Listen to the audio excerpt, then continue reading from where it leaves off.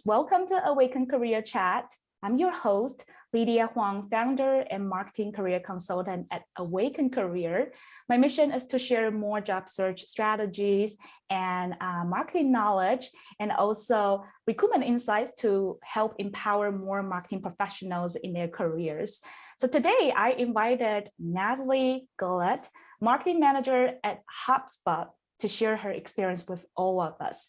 Natalie has various marketing experience in the corporate world, and she is also a founder of Black Marketers Association of America, which I'm so excited to learn more about this organizations. So with that, I would like to have Natalie to introduce herself. Sure. Hi, I'm Natalie. Like you said earlier, Lydia, so thank you for having me. I am a marketing manager at HubSpot, which is one of the leading CRMs platforms for scaling business. So I work in the B2B SaaS tech space, and I'm also the founder and current president of Black Marketers Association of America, or BMAA for short, which was established in 2017 when I was looking for other Black marketers to learn from, to grow from, and to build my career. I have been in marketing since 2015 full time, after I decided I no longer wanted to be pre-law. So I did that for a few years, and then I got my first role full time.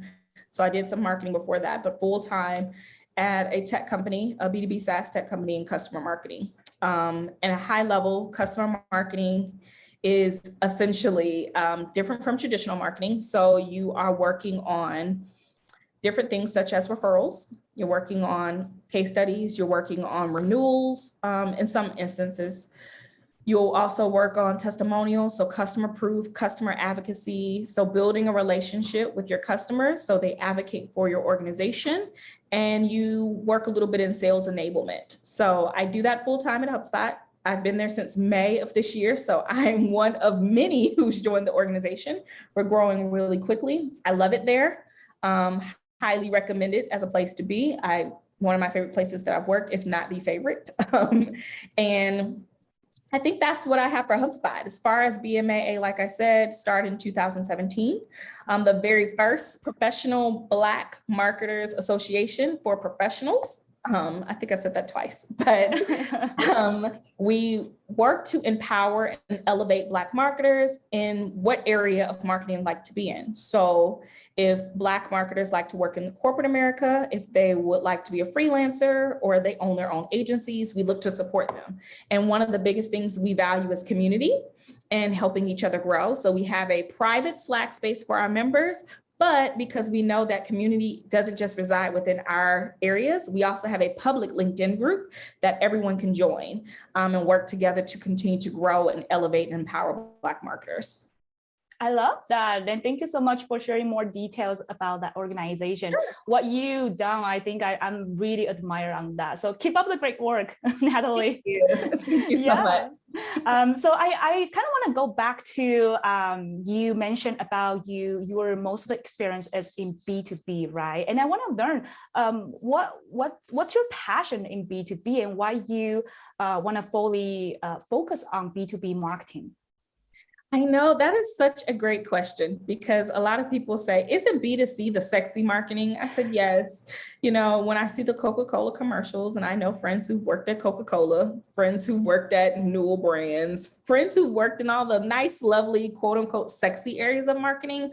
But I tell people that B2B marketing tends to be the more challenging space because people are selling not to just consumers, but they're selling to businesses.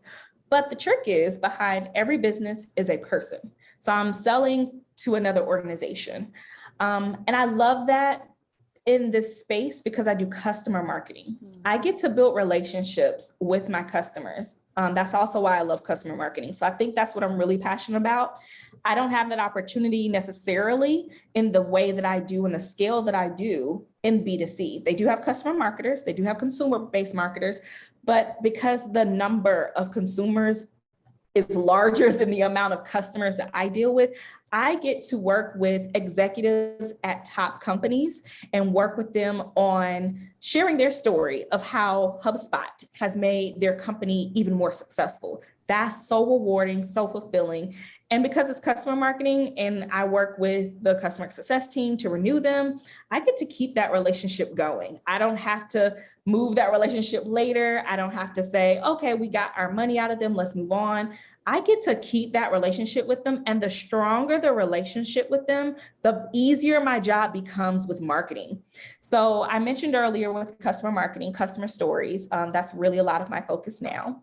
I also work with testimonials. I also work with online reviews. HubSpot has a podcast network that is really amazing. It's really has a large reach.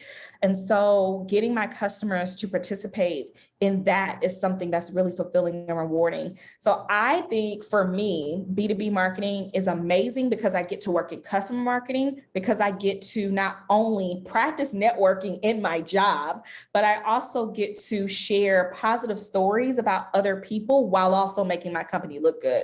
It's a win-win for everybody for me. So I love it. Yeah, I never thought of it. I mean, I love that you actually point out that you are actually using your job to practice that, building a robust, like, professional network, right? And I think that that's something that most of people don't know how to do it properly, because building relationship needs time. When we are talking about networking, especially in job search, I think that there's lots of a misconception about networking. They just feel like, oh, that's a numbers game. What I really learned is that it's actually not a numbers game. It's really about the quality. And I think that's why, Natalie, you like about to maintain that relationship with like smaller customer like pool, because B2B needs more time. And I think one of the question that I have for you is that when you are building that relationship with B2B, is there any tips that you would like to give, like, marketing professionals? How can they maintain that relationship with like professionals, especially like you say, maybe they are executive in the company, right? It's a different skills when you are building relationship with just a general professional. So that's a question that I have for you. Any tips that you can share? Absolutely. First, with anyone you're dealing with, lead with empathy. Always look at it and assume positive intent. So if I don't hear back from an executive, I know my audience. Executives are very busy and they're not answering me. I don't get upset and frustrated. I go, maybe they're really busy. Maybe there's something going on. And so I assume that there's something going on. It's totally fine. Be understanding, and I follow up. I may not like following up all the time because I have hundreds of things to do too, but I do understand. I know my audience. The other thing is get creative. Prime example, I had an executive that I needed to reach. I emailed multiple times and my boss said, we gotta reach him, Natalie, can you help me? I called, that didn't work. I did something I don't suggest everyone do, but I did it. I looked on his LinkedIn because executives love LinkedIn. I saw that he was posting and I sent him a message. And he responded. And my boss said, wow, that was impressive. That was really unique. So I knew my audience. I led with empathy. When I did reach out, he wasn't upset because I said, hi, I just want to say hello. I hope everything's going well, because something could have happened. I still was understanding and said, hey, I just wanted to reach out to you. Here is my number. If phone works for you, here's my email. I made his job easy for him. He said, I'm so sorry. He explained what happened. He didn't have to, but he explained what happened. And I think that's super important. Making executives' jobs easy, leading with empathy, being creative, being persistent, and being patient as well. I think is super important when you're working with B2B and when you're trying to build that relationship. They will remember you for it. They will be grateful for it. And I think that's super important when you're marketing to them as people versus maybe a consumer as much. And once you build it, I love it because a lot of times when you build it that way and you learn the person, every person is unique. So don't try to do the same thing for every single one. And you build that relationship and that trust, I promise it's going to be worthwhile. I love that. And then the reason why I'm asking that is because when I was a recruiter, I'm actually doing both B2B and B2C, if you can imagine, right? Like hiring manager is a executive part, the candidate is more like a B2C part. And then so I can totally relate to that. The strategy is different. And then when it comes to B2B, especially if you want to deal with like executive, you need that empathy because they are super busy, right? And then they don't like to be pushed. And I think that how you say it in your message, it's just gonna make it different, right? Maybe let's say that I think many people make this mistake is that they want to get things down, but they forget about to nurture that relationship, and that's just the short-term goal. Like, okay, yeah, you make the things down, but in the long run, your job's getting harder and harder because you didn't build that relationship. Because you have to put their needs first sometimes. You have to say, it's not about my bottom line, it's about what they need. That's the beauty, again, of customer marketing. I'm saying, what is it that will make this company do better? Will it make them look good if they are featured on a HubSpot blog? Yes, they love the traffic. It gets them more sales. It gets them more brand recognition.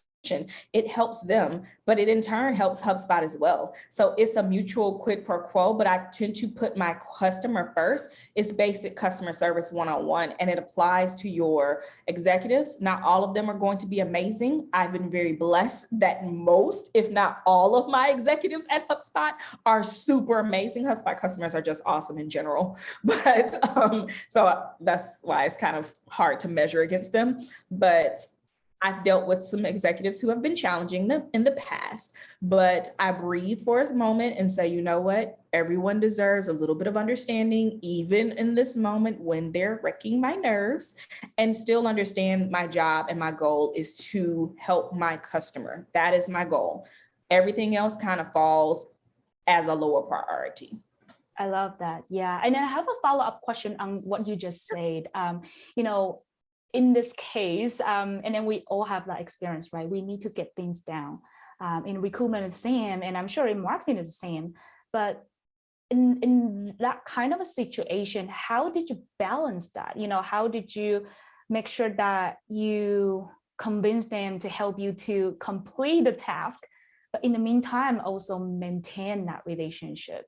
I know you tell us some of the tips that you keep doing when building relationship with executives, but I just wonder in this specific situation, what other marketers they can do?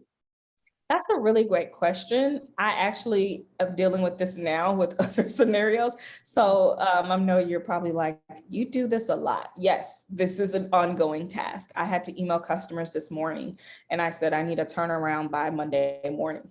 And that's not something that people want to hear on a Friday, that I need something by Monday at 9 a.m. Eastern time. What I do is a part of that networking. You don't just network with your customers, you also network with your team. My team is on copy. My team knows what I'm working on. I'm over communicating. And when I say over communicate even things that you assume. As soon as you say, well, I think they know this, so I don't have to tell them, you're not over communicating enough. So for example, when I have to email an exec, I reach out to their customer success manager or their CSM in SaaS and say, hey, I'm reaching out to this exec. Do you know if something's going on? Do you know who I can talk to? What's the status? I try to get more intel and information. It helps me be more empathetic. They'll say, hey, they're going through some things internally right now. I talked to them last week. I can reach out to them as a follow-up to you. So that helps me maintain the relationship, and it shows that we're aligned as an organization. So it makes HubSpot looks good. It makes me look good. It makes the team looks good. So communicating internally helps as well. The other thing is, I offer solutions. So for example, I talked about testimonials earlier. I may say, I'll go talk to the CSM. I'll learn about your account. I will draft a quote for you. All you have to do is edit it and tell me who authors it. That makes their job easier too, and I can meet my deadline. So I try to find solutions to what I need. I try to give them as much information as a marketer as possible. And if I don't have it, I go to my team members. I know there are some marketers out there who may not have a huge team. I didn't always have a huge team. HubSpot has a humongous marketing team. My last company did not. There was maybe, when I started, maybe 8 marketers there. So it was very hard. And I had to learn a balancing act and a juggling act, and I had to prioritize things.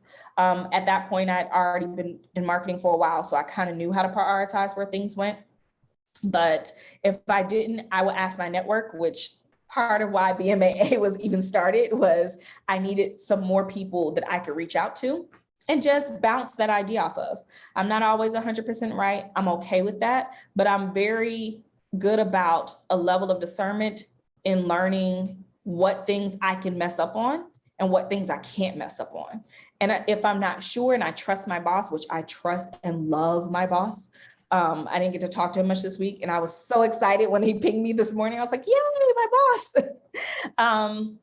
And I know that sounds crazy, but I will ask him, I will say, so where does this sit on the priority list if I'm unsure? Or I thought this sat on this priority, where should I move it? And he would work with me through it. If not, I ask a teammate. So long story short, I ask my teammates, get some intel. They sometimes, I will say, can you reach out to them? And I ask multiple teammates, not just marketers, CSM, so customer success. I've even had to ask sales sometimes. They've helped out. We're really a big team there. I also offer solutions. Be a solution-oriented person. Professional marketer is always going to be great for you.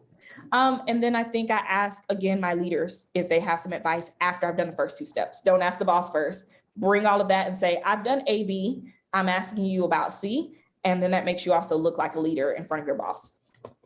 Yes, I love that. Especially you mentioned about being solution oriented. I think that's another way that you can build a trust with executives, right? Because again, the job is that our job, I guess the job that as an IC, like individual contributor, is really bring the solutions to help those executives' job easier.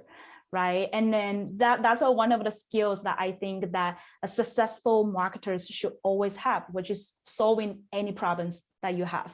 Right. And I think providing multiple solutions is also pretty important, right? Because you really don't know which one is going to work. Yeah, exactly. Right. So providing multiple proposal, I think that would definitely build the credibility and really let the executive trust you that you know how to do your work, right? Yeah, because if you want to move from an individual contributor to a people leader, you have to, one, understand people, and then two, understand that managing people takes a lot of time.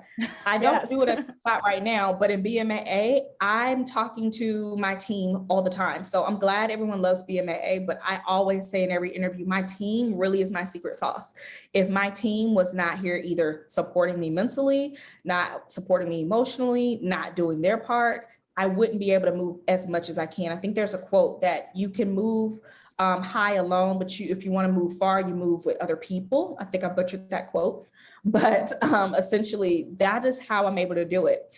And if I have a team member that is unable to do something or meet a deadline, I ask them, is everything okay? I ask them those questions. What do you need from me? I had a quick turnaround timeline for a team member, my director of marketing. I said, let me know what you need from me. How can I help you? I'm working on this right now, but I'm almost done. I will stop what I'm doing. Let me be available.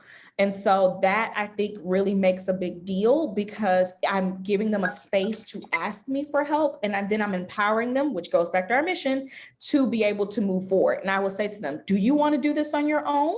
Because I do think that you have the capabilities, but I'm here to help you if you don't feel comfortable too. I give them options. And so me knowing that, I understand too how to approach executives as well as my manager, because I'm not the only one that he has to manage. So really being able to have that level of empathy, not just from experience, but learning from the experience of others, I think is super, I say everything's super important, but I think it's really been helpful in my marketing career. Yeah, I mean, empathy is everything. I think that sometimes we thought that, in the workplace, we can't have empathy, but actually empathy is your power, is your weapon. Secret weapons, and I think that's something that people didn't really leverage it. So I'm really glad that you point that out. Okay, I have another question, and I think this is a question that everybody want to know, which I want to know, how did you land your current job at HubSpot? And do you have any advice or job search tips for the job seekers? Sure. So I was approached on LinkedIn. So keep your LinkedIn's up to date. And when I say keep your LinkedIn's up to date, know how marketers speak. I research marketing job descriptions, even when I'm not looking for a job, to make sure I'm talking like a marketer. I know what's going on. Marketing changes way too much for me to just rely on my experience for the past, full-time experience for the past, 6-7 years at this point, it's changing way too much. I have to stay in the know to know what I mean. HubSpot is a really great resource. So it helps with that as well. But I keep my LinkedIn up to date. I make sure, here's a good tip. When you're working on something, update your LinkedIn immediately, or make sure you block time on your calendar every month. I used to do that. I'm not as good anymore. I'm more of a quarterly person. So every end of the quarter, I tend to write down my accomplishments, and then I either add them to my LinkedIn so I won't forget in the future, especially with numbers and metrics. And then I make sure I update where I need to. And I think that's how someone found me via LinkedIn, because recruiters were searching and said, hey, you are a customer marketer. We're looking for a customer marketer. Are you open to talking? I always say yes, because I also want to make sure I'm practicing consistently, because interviewing is like exercising a muscle. And if you don't do it for a while, and I say this because I haven't done it physically in a while, I haven't exercised in a while, you tend to lose your stride. You tend to be like, wait, I can no longer interview as well as I used to, because I have not done it in a while. So I always have those conversations. As far as HubSpot, like I said, I got approached about the job. I said yes. I talked to them about my experience, what I was doing. I had already done the work of updating my LinkedIn, so they saw it and I had numbers there, so they kind of knew what I was working on. When I went through the process, they asked for my resume. This was maybe, October now? This is maybe March, April, because I started in May, and it went by so fast. I'm starting to get a little blurry on it. I did have to do an assignment, but they told me not to spend too long on it. They just wanted to see what I knew. And I freaked out initially, but when I looked at it, they gave me options. And when the one I looked at it for 2 seconds, walked away, came back and said, I can do this in my sleep. Why am I stressed? I've done this in my job before. So I got rid of my imposter syndrome, got a glass of water, came back and sat down and said, I know how to do this, and made it literally from scratch. Took me 15 minutes, went to the next round of the interview, and kept going, and eventually got the offer. I think what's really important, I might have mentioned it in a recent interview that I've done about HubSpot, because I get asked this question a lot. I love HubSpot, and my coworker and I agree. You can love HubSpot, but that won't be the thing that gets you in the door. I think with HubSpot, yes, we are all about the culture, but we're all about hiring not only amazing people who are awesome and nice, but are very creative, knowledgeable, passionate about the work that HubSpot is doing, not just the product, but really knowing what they can bring. So I know within HubSpot, I'm still working on it, because fun fact, when I got hired for the first month, I told everybody, I said, I can't believe y'all hired me. I was going through major imposter syndrome. Like, y'all sure y'all wanted me? Like, what's going on? And I finally got out of it maybe a month ago, when the senior VP shouted me out in one of his videos, the team saying that, Natalie has done a really great job. She's done these wonderful things. And I was like, okay, I deserve to be here now. And I think it's because I thought outside of the box, as my mom would tell me growing up. And when there was a problem, I always tend to have a solution. I'm humble. It's a part of our mantra of heart. So our culture code is public. Our co-founder, Dharmesh, who's the chief technology officer, wrote it, read it. And I naturally have empathy, which is also a part of heart. So I think I embody heart, but I also am really always looking for ways to be better. I'm very ambitious, but I'm also still very humble. I'm still very empathetic. I'm still personable. And I think if you are a person that is confident and you are always looking for solutions, and you are honestly not a jerk, you have a really good chance to be here. And really knowing how to best sell yourself to HubSpot, because there will be certain things that we're looking for that will help you stand out. So prime example, if you have looked at HubSpot and say you're a fan, what about us specifically are you a fan that I can't get from someone else? What are you saying that's so unique? What is your, in business language, competitive advantage? What is your core competency? And I also say, like, I'm not a jack of all trades. I can't do all of my coworkers' jobs, and I shouldn't have to. I have talented coworkers. I trust them. They trust me. And I know I am able to be a go-getter. I'm a busybody, but I put it in a good use. So that's a lot, but I will say being unique is super important. Owning where you are in your unique space. I might have said this just yesterday when someone asked, I said, don't feel too discouraged. HubSpot was not my first job out of college. I probably would not get hired, did not get hired, didn't really apply either because I was terrified. Don't get discouraged. You probably can work at HubSpot next year. Be persistent, be patient, and really just keep killing it. Like, don't get complacent and don't be a jerk. And you could probably work here and I'll be happy to welcome you. And so super excited. So that's kind of my high level. Don't be a jerk, be humble, be ambitious, and be patient. And just be you. You know, that's a one thing, right? Be you. Yes, Please don't try to be Natalie. It won't work out great. I love that. Yeah. I mean, like, seriously, I think that's a really good insight. You know, I really appreciate that you shared that. And then I want to point out, especially you say that update your LinkedIn constantly. I think not many people do that. Oh, that's a shame, you know, because I keep telling people that 90% of the time recruiters are on LinkedIn and they are sourcing talents. For me, can you guess that last year, 2020, when I was a corporate recruiter, I actually sent out almost like 4,000 messages to try to fill the roles. Wow. It's crazy, right? But again, not lots of marketers really know how to stand out. I couldn't find it. You know, that's the thing. So there's a gap, huge gap. You know, I would say probably only 1% of the LinkedIn user really know how to separate themselves from others. And this is the things I'm really trying to help people, you know. That's true. And people ask me how much did I pay to get my LinkedIn done? I said, I didn't pay myself to do it. And they're like, wait, you did your own LinkedIn? I said, yep. I am a LinkedIn user. And people are like, that's crazy that you did it yourself. And I said, if I'm a marketer and I can't sell myself and market myself, how can I market a brand or a company? Exactly. Thank you. That's also why I remember one day I came to the office dressed really nice. This is back before COVID. I work remote at HubSpot, and that's what I prefer. But whenever I do go, or whenever I get on Zoom, sometimes if I have to have a camera off day, either because I don't feel well or I don't look nice, I say my appearance is a part of my brand.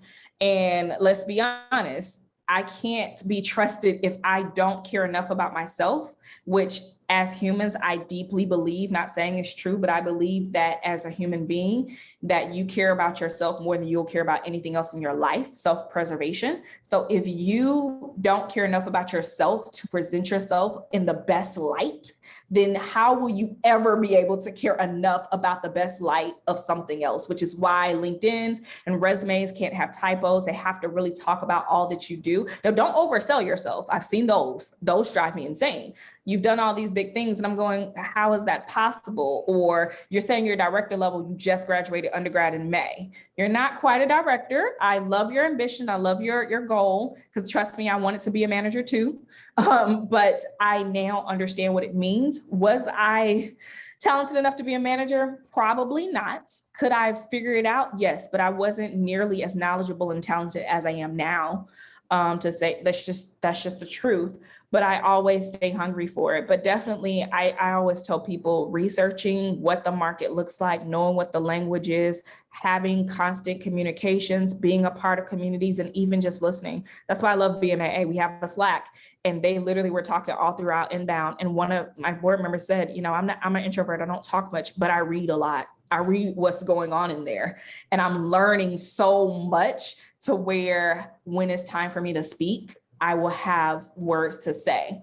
And I will say, I can't promise that now, but I have offered in the past. I can't really do it right now because I don't have the bandwidth or the capacity, but I will sometimes do LinkedIn reviews and say, here are the things that I would suggest. Joy, who works at Instagram, I think her last name is Ofudu. I believe that's her last name, but she even talks about your LinkedIn and how it should be buffed up. She even gave tips that I didn't really think about, but because I was open and I was listening and I was paying attention to LinkedIn and all these different things, I was able to gain more tips. So always being open. And like I said, every month or every quarter. I'm more of an every quarter type of person now. Sometimes I've had to push it out to every 6 months, which is not great, but I definitely say LinkedIn, like you said, is really important. Like it's just gold if you want to be in corporate America. Yes, I love it. Okay, so my last question for you, Natalie, is Sure. there any one resource that you can share with marketing professionals? Besides HubSpot, obviously I'm Yes. going to plug. HubSpot's good. HubSpot's good. Okay. HubSpot Academy. One fun fact, the reason why I didn't think I should have worked at HubSpot is because I said, why would I work for the company that taught me how to be a good marketer? What can I bring to you? I lived in HubSpot Academy right after grad school in like 2015. So there is no way for me to bring anything, which wasn't true. But I would say Google Digital Garage, I think is what they call it now, or Google Digital Academy. They have free certification courses, which are really important. Such a great resource. For certifications, HubSpot is top tier, not just because I worked there, but I was a fan before then. You can check it out. On LinkedIn, I have probably some expired HubSpot Academy courses or certifications. So this is not just because I worked there. I've been a fan for years. Google before as well. Outside of certification world, I would say definitely look into your professional associations. A lot of times I would look at American Marketing Association. They have a newsletter that comes out, several of them. I've seen a few today. They not only talk about jobs, but they mostly talk about a lot of different resources, what's going on in the industry. They provide a lot of links there. So I look at them sometimes. Of course, BMAA is my go-to source. We have a list of different certifications, career staffing agencies for marketers as well. I usually have told people to look there, and definitely just stay networking. That is the biggest one I would say, because as you network, you learn from so many other people. Because here's another quote, I won't butcher this one as much, but they say a fool learns from their own mistakes, but a wise person learns from the mistakes of others. So I end up being a little bit further along in my career than the people even above me because I learn from their mistakes instead of making those same mistakes. I avoid those same trials and tribulations. So if that's the resource, then LinkedIn. And the last one of LinkedIn as a subset is LinkedIn groups. I don't think people use it enough because they expect it to function like a Slack, a GroupMe, a Twitter. No, it's very counterintuitive. People don't talk as much, but if you're in a group, go through that member list, send out a quick message, slide in their DMs and say, hi, be intentional. If they went to the same school you went to, if they have the job you want, know what your ask is, be straight to the point. Ask them for a call or coffee, especially if they say they're open to networking. If they say no, follow up in 2 weeks and just say, hey, just want to pump this to the top of your list. I know you're very busy, would love to chat with you for 30 minutes. I promise it'll be short. Here are my questions in advance. That is it. It's very simple. Use Calendly, it's free. And I think that'll help you get through it. I did a ton of those in grad school and it was really helpful for me. I love that. Those are really good tips, Natalie. And thank you so much for sharing all the great insights with the marketing professionals. I think that those are definitely going to benefit for those marketing professionals are ready for their next move. So I just want to say, if the audience here love about this interview series, then don't forget to follow me and Natalie on LinkedIn, and I will see you next time. Thank you.